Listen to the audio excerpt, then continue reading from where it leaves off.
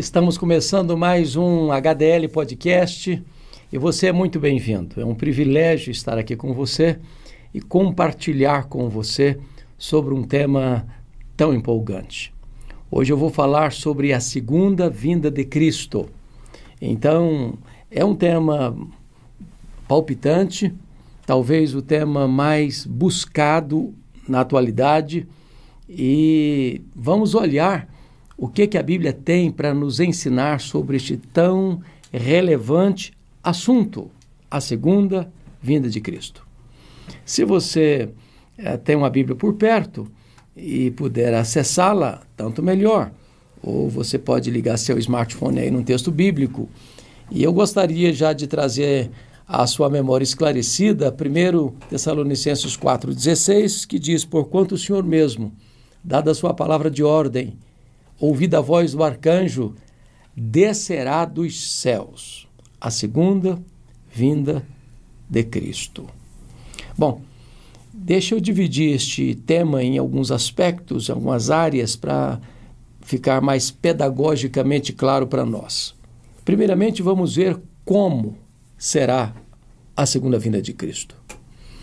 E a Bíblia deixa claro para nós alguns aspectos da segunda vinda. Primeiro, esta vinda será pessoal. Está lá em Atos dos Apóstolos, capítulo 1, versos 9 a 11, que quando Jesus foi assunto aos céus, entre nuvens, e os discípulos galileus estão lá olhando para as alturas, vendo Jesus subir, 2 anjos descem e perguntam para eles: varões galileus, por que estáis olhando para as alturas? Esse mesmo Jesus que vistes subir, assim também descerá dos céus. Ele não vai mandar um embaixador, não é um arcanjo, um querubim, um serafim, um anjo. Ele pessoalmente voltará. Fisicamente, pessoalmente. Esta é uma verdade gloriosa. Aliás, eu entendo que a segunda vinda de Cristo é a acrópole da esperança cristã. É o pináculo da consumação do projeto redentor de Deus, quando todas as coisas serão restauradas e nós, transformados, seremos arrebatados para encontrar o Senhor Jesus nos ares, e assim estaremos para sempre com o Senhor. A segunda característica da segunda vinda de Cristo é que ela é visível. Está lá em Apocalipse, capítulo 1, versículo 7. Diz: todo olho verá, até aqueles que o traspassaram. Em outras palavras, a segunda vinda de Jesus será o evento mais público da história. Nenhuma pessoa ficará fora do alcance desta vinda. As montanhas mais altas, as regiões mais geladas, os desertos mais tórridos, as cidades mais povoadas, ou as cavernas mais escuras não poderão esconder o ser humano da manifestação visível da sua vinda. O texto chega até mesmo a afirmar que até aqueles que traspassaram a Jesus vão de vê-lo. Sabe por quê?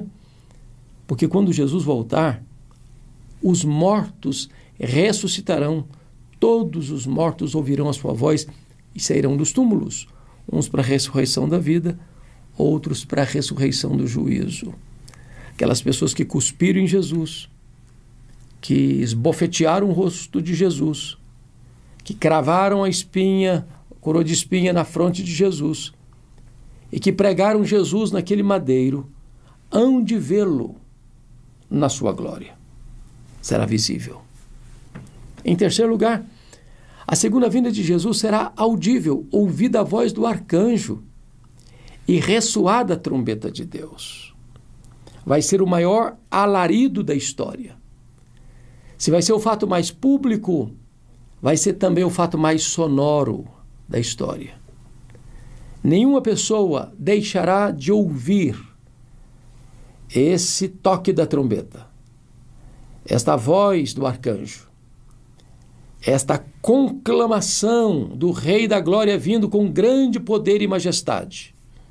Vai ser um fato que vai estremecer a terra.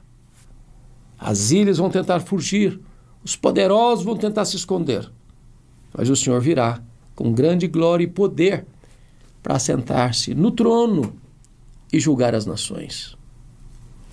Quarto lugar, a segunda vinda do Senhor Jesus será repentina.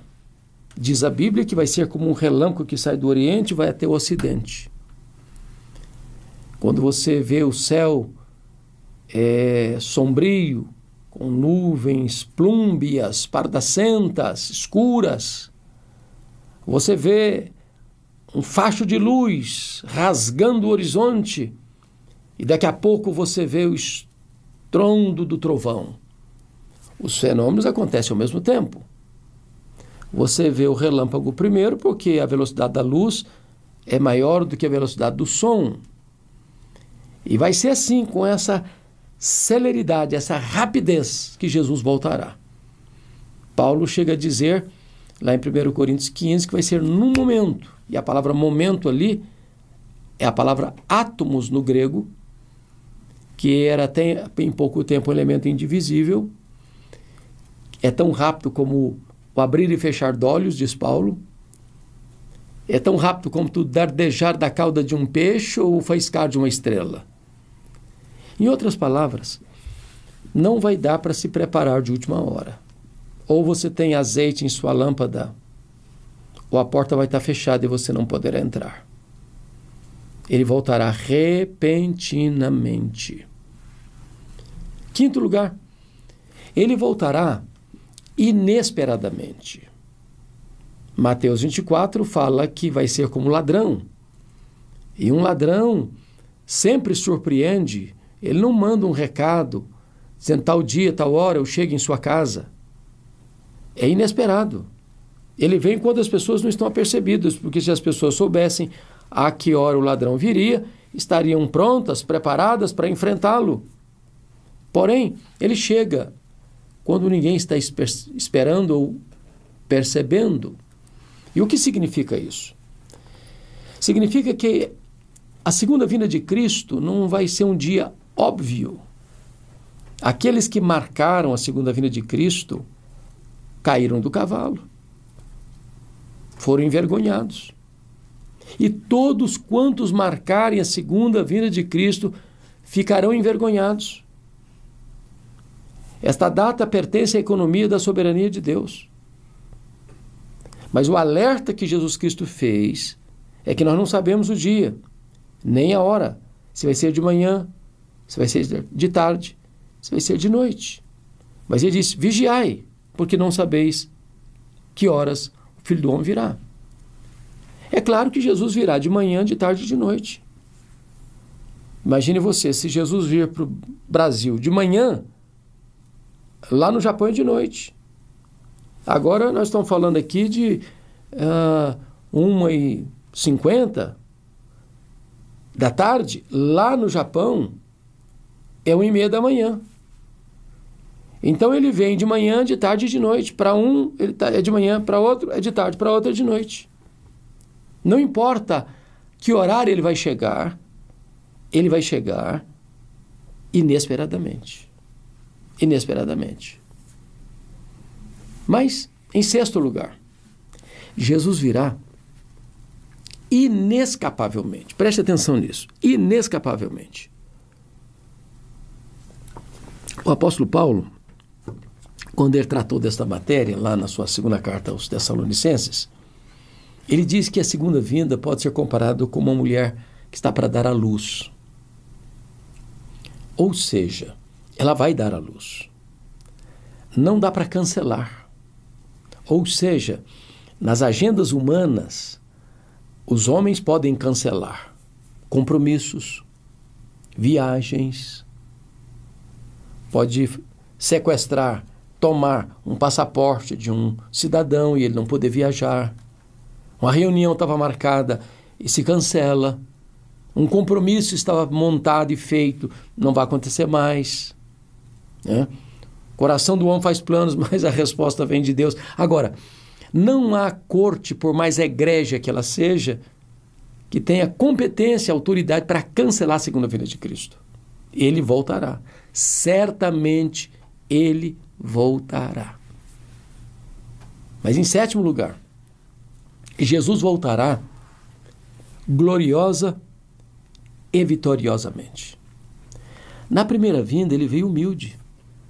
É por isso que os judeus não o receberam, porque há dois retratos do Messias no Antigo Testamento: o Messias sofredor e o Messias vitorioso. O Messias da primeira vinda, o Messias da segunda vinda. Como os judeus estavam debaixo de um jugo estrangeiro do Império Romano, eles almejavam conhecer o Messias vitorioso, que pudesse quebrar o jugo de Roma e pudesse dar a eles liberdade, e eles pudessem ser os grandes assessores de Jesus no seu trono. Mas Jesus veio humilde. Jesus entrou em Jerusalém montado num jumentinho. Ele não tinha onde reclinar a cabeça. E por isso ele foi rejeitado. Mas, na segunda vinda de Cristo, ele não virá mais como um servo humilde. Ele virá como soberano dos reis da terra. Ele virá como rei dos reis, como senhor dos senhores. Ele virá montado num cavalo branco, e essa é uma expressão de um guerreiro vitorioso. Ele virá para estabelecer o seu reino de glória e colocar todos os seus inimigos debaixo dos seus pés. A Bíblia diz que ele vai lançar no lago do fogo o anticristo, o falso profeta, o diabo, a morte, o inferno e todos aqueles cujos nomes não estão escritos no livro da vida. Todos os inimigos vão estar debaixo dos seus pés. Toda língua vai confessar que Jesus Cristo é Senhor, para a glória de Deus Pai. Todo o joelho vai se dobrar. E ele, como Rei dos Reis, Senhor dos Senhores, vai reinar com a sua igreja eternamente. Então nós respondemos aqui o como Jesus voltará. Há uma segunda pergunta: quando Jesus voltará? Quando? Agora não é como, é quando. E o quando, a Bíblia diz que vai ser na consumação dos séculos. Vai ser no epílogo, no final da história. A sua segunda vinda vai ser o último capítulo da história, o pináculo, o ponto culminante, mais alto. Ele virá nesse tempo do fim. E ele virá para julgar as nações, colocando uns à sua direita, outros à sua esquerda, oferecendo a bem-aventurança eterna aos que nele confiaram e trazendo uma palavra de juízo e condenação àqueles que o rejeitaram. A uns ele vai dizer: vinde benditos de meu Pai, entrai na posse do reino que vos está preparado desde a fundação do mundo. A outros ele dirá: apartai-vos de mim, vós, os que praticais a iniquidade. Eu nunca vos conheci. Então Jesus voltará no tempo do fim. E Paulo chega a dizer que vai ser nessa hora que a trombeta de Deus vai ressoar. Nesta hora, a voz do arcanjo vai ser ouvida. Nesta hora, ele irromperá nas nuvens. As nuvens serão a sua carruagem. Os anjos e os santos serão aqueles que vão acompanhá-lo nesse grande séquito celestial. E ele virá com grande majestade e glória no tempo do fim, na consumação dos séculos, para fechar as cortinas da história e para abrir as cortinas da eternidade.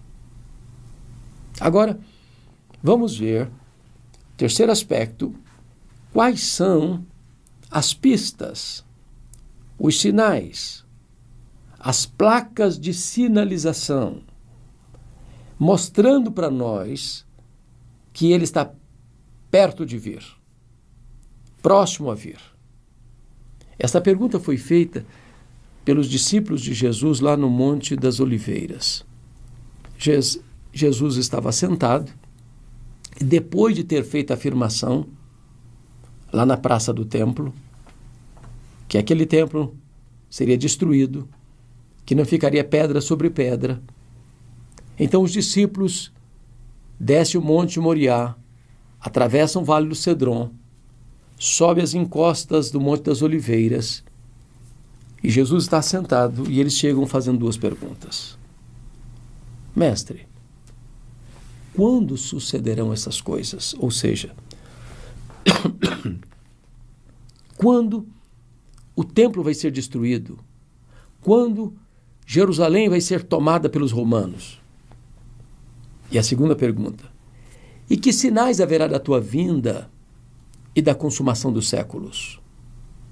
Então Jesus começa, no seu sermão profético, a elencar, a numerar, a declarar quais são os sinais que vão anteceder a sua segunda vinda. E o primeiro sinal que Jesus aponta é o engano religioso. Vede que ninguém vos engane. Preste atenção aqui, porque Jesus está mostrando que um dos sinais que apontarão para a sua segunda vinda é a proliferação do engano religioso, das falsas igrejas, das falsas religiões, dos falsos apóstolos, dos falsos profetas, dos falsos mestres, dos falsos crentes. E você percebe que há muitas vozes, há muitos caminhos, há muitas propostas, há muitos dizendo, não, a verdade está aqui, a verdade está ali, a verdade está lá. Surgem todo dia, novas religiões, e a Bíblia diz que o diabo, ele é um inspirador de falsas religiões, de falsas doutrinas. O que você percebe hoje, por exemplo, no liberalismo teológico que devastou a igreja na Europa, na América e continua devastando o mundo afora, o que você percebe no sincretismo religioso, um evangelho híbrido, semipagão, com práticas completamente estranhas às Escrituras, onde muitas vezes a palavra de Deus não só é desprezada, mas aviltada, onde multidões fluem para esses redutos, onde não há a verdade de Deus, a palavra de Deus, a pregação genuína, pura, fiel das Escrituras. Uma religião centrada no homem. Isso é, para nós, um alerta divino, um outdoor, uma placa na beira da estrada. O segundo sinal que Jesus aponta são as guerras. Guerras e rumores de guerras. É claro que as guerras sempre existiram. Desde que Caim tingiu a terra com o sangue do seu irmão Abel, é que as guerras têm se proliferado no mundo. Arnold Toynbee chegou a dizer que a história da humanidade é a história das guerras. Há guerras por muitos motivos e razões, guerras por razões econômicas, outras guerras por razões religiosas, outras por questões raciais, guerras tribais, guerras étnicas, guerras religiosas, guerras por interesse territorial, por domínio, por poder. E essas guerras sempre marcaram a história dos homens. Porém,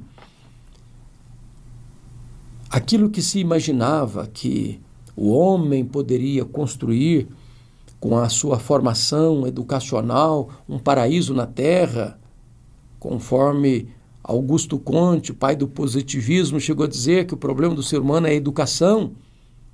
Provou-se o contrário. Porque no século passado, no auge das descobertas científicas, tecnológicas, quando o homem começa a ver a grandeza da capacidade humana de construir coisas grandes, magníficas, extraordinárias, o mundo foi abalado por duas guerras. 1914, 1918, a Primeira Guerra, 30 milhões de pessoas mortas. Não aprendemos a lição. 1939, 1945, a Segunda Guerra, 60 milhões de pessoas mortas. E não aprendemos a lição. As guerras tribais, étnicas, religiosas continuaram e continuam. E hoje, quando você vê uma nação invadindo a outra, hoje, quando você vê grupos terroristas entrando e atacando uma nação livre, cometendo barbáries, quando você vê ameaças, inclusive de armas nucleares,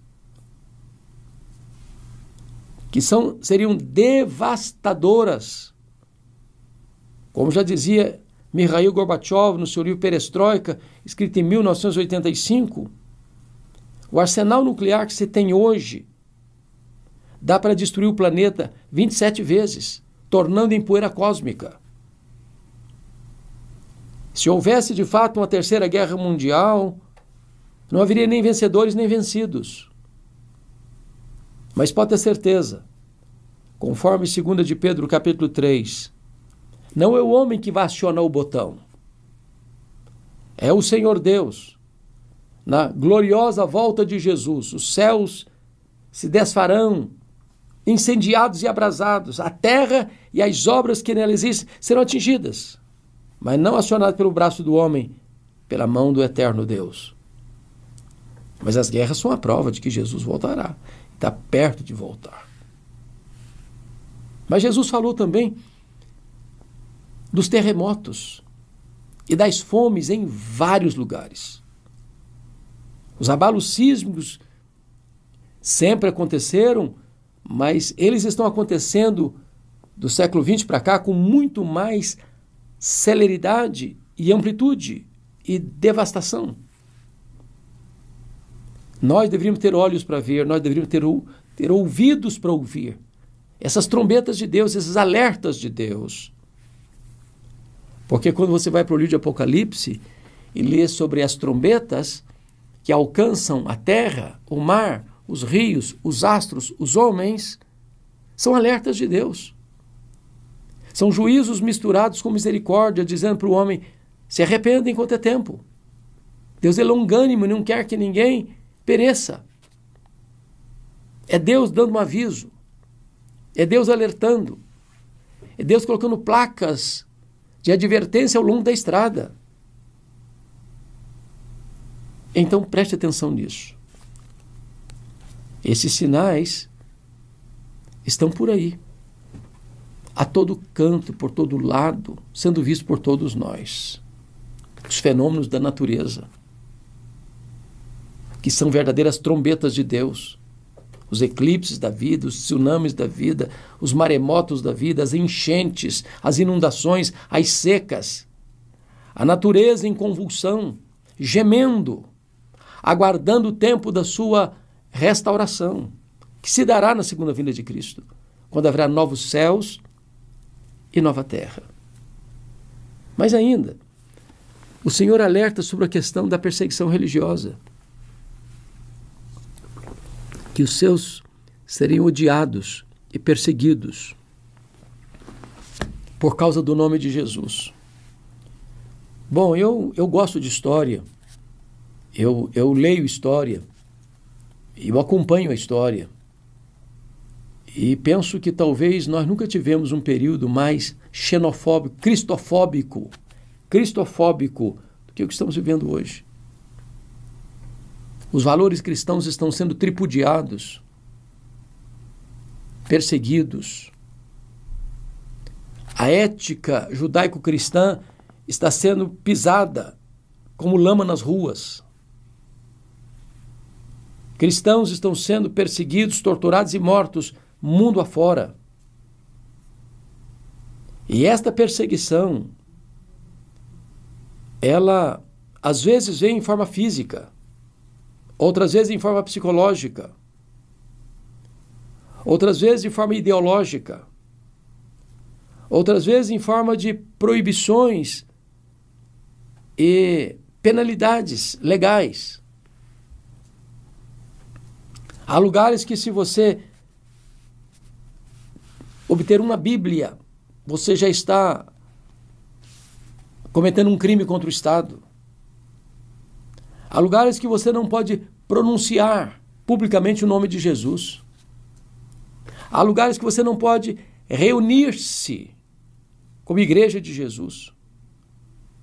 Via de regra, os regimes totalitários, normalmente o regime comunista, onde se implantou, a igreja foi perseguida duramente, implacavelmente. Isso é um sinal da segunda vinda de Cristo. Mas ainda, quando você vai para o sermão profético de Jesus, ele fala do esfriamento do amor.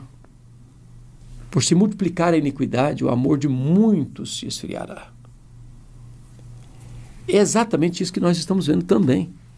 A secularização, a sociedade hedonista, materialista, consumista, narcisista, que olha apenas para o seu umbigo, que tem um discurso até bonito, mas não tem uma prática correspondente. Então, quando você põe todas essas peças no tabuleiro, quando você considera todos esses sinais, não há como negar que a conta está fechando. E Jesus está mais perto do que podemos imaginar. Mas ainda, há um outro sinal que eu gostaria de trazer à sua memória esclarecida, que está lá em Mateus 24:14, é que o evangelho do reino será pregado em todo o mundo para testemunhar todas as nações, e então virá o fim. É a pregação do evangelho. Bom, nós estávamos com um grande déficit nesse sentido, porque há muitas etnias que ainda não foram alcançadas pelo evangelho. Há muitas línguas que ainda não receberam nem João 3,16 no seu idioma. Mas aí, pela graça de Deus, chega o advento da internet, que é uma rede de comunicação sem fronteiras. E hoje, pela graça de Deus, por meio desses instrumentos, dessas ferramentas midiáticas, o evangelho está sendo pregado em todo o mundo. A nossa igreja em São Paulo, Igreja Presbiteriana de Pinheiros, por exemplo, alcança hoje com as suas mídias mais de 100 nações. Temos, com a graça de Deus, visto os programas dos sermões pregados, legendados em russo, em mandarim, em italiano, alemão, francês, inglês, possibilitando desta maneira que outras nações, que outras etnias sejam alcançadas. E quantas igrejas no Brasil e no mundo que não têm lançado mão dessa ferramenta para alargar a fronteira do alcance do evangelho, acelerando, como diz Pedro, aguardando e apressando o dia da vinda do Senhor. Jesus breve voltará e os sinais estão por toda parte. Bom, mas o apóstolo Paulo disse também que esse dia não virá, a segunda vinda de Cristo, sem que primeiro venha a apostasia e seja manifestado o homem da iniquidade, ou seja, o anticristo. Ora, nós estamos vivendo um período de apostasia galopante e profunda. Temos visto pessoas que outrora pregavam o evangelho e que hoje negam o evangelho. Pessoas que foram criadas na fé cristã e que hoje viraram as costas para a fé cristã. Igrejas que outrora pregavam a simplicidade do evangelho e, capturadas pelo liberalismo, têm seus templos vazios. Igrejas que têm portas abertas e multidões presentes, mas só negam ao povo a verdade, o genuíno evangelho, mantendo o povo com a palha do sincretismo religioso. A apostasia está posta. É inegável. Dá para ver a olhos nus. E o que podemos perceber é que o mundo está se preparando para receber esse líder mundial. Alguém que, numa confusão generalizada, vai ascender ao poder. Talvez, no começo, dizendo paz, paz, costurando a paz, mas depois mostrando as unhas, recebendo de Satanás o seu poder e a sua autoridade. Vai impor o mais pesado sistema de opressão ao ser humano, cerceando a sua liberdade, carimbando as pessoas com a sua marca, impondo um regime de total apostasia, porque ele vai induzir as pessoas a adorar ao diabo e a se prostrarem diante dele. O anticristo representa a perseguição. O falso profeta representa a apostasia. A grande Babilônia representa a depravação moral. Esses três elementos, capitaneados pelo dragão, o diabo, Satanás, o Abaddon, o Apolion, o leão que ruge, o dragão feroz, estarão em plena atividade nesse tempo do fim. Quando Jesus, então, virá com grande poder e glória para colocar todos esses inimigos debaixo dos seus pés. Nós não seguimos um Cristo fraco. Jesus nunca foi acuado nem intimidado. Ele não está lá no céu esfregando as mãos sem saber o que faz com o mundo. Ele é o Rei da Glória. Ele tem as rédeas da história em suas mãos. Foi ele quem venceu para abrir o livro e desatar os selos. Ele é o leão da tribo de Judá, ele é a raiz de Davi, ele é o alfa, ele é o ômega, ele é o princípio, ele é o fim, ele é o rei dos reis, ele é o senhor dos senhores, e ele voltará gloriosamente. Os sinais estão aí. Lá em Daniel diz que outro sinal será a multiplicação do saber. Você já parou para perceber isso? A evolução rápida do saber. Quando Dom Pedro I, quando Dona Princesa Isabel precisou mandar um recado do Rio de Janeiro a Dom Pedro I, em 1822, o veículo mais rápido que se tinha na época era um cavalo de corrida. Hoje você faz viagens espaciais. Quando eu entrei no seminário, em 1978, a melhor maneira de fazer meus trabalhos era uma maquininha Letera 32. Hoje você tem computadores potentíssimos. O meu primeiro computador tinha 2 gigas. Hoje você nem imagina comprar um smartphone com 2 gigas, nem existe no mercado mais. Hoje nós falamos de nanotecnologia. Hoje nós vivemos o império do milagre tecnológico. Nós vivemos nesse cenário do futuro chegou. Outrora, demorava-se 200 anos para se multiplicar o saber. Hoje, de 3 anos e meio em 3 anos e meio, o saber se multiplica. Ninguém consegue se atualizar em tudo mais. E isso é um sinal da segunda vinda de Cristo. A questão é, e eu vou terminar aqui, como é que você vai reagir a tudo isso? Você pode negar tudo isso, direito seu. Ou você pode ter uma atitude de fuga avestruvesca, fazer como avestruz, enfiar a cabeça na areia, fazer de conta que nada está acontecendo e ser colhido de surpresa. Ou você pode, em tempo, acertar a sua vida com Deus e preparar-se para encontrar o Senhor. Amós já alertava lá no seu livro, capítulo 4, versículo 12, prepara-te, ó Israel, para te encontrares com o Senhor teu Deus.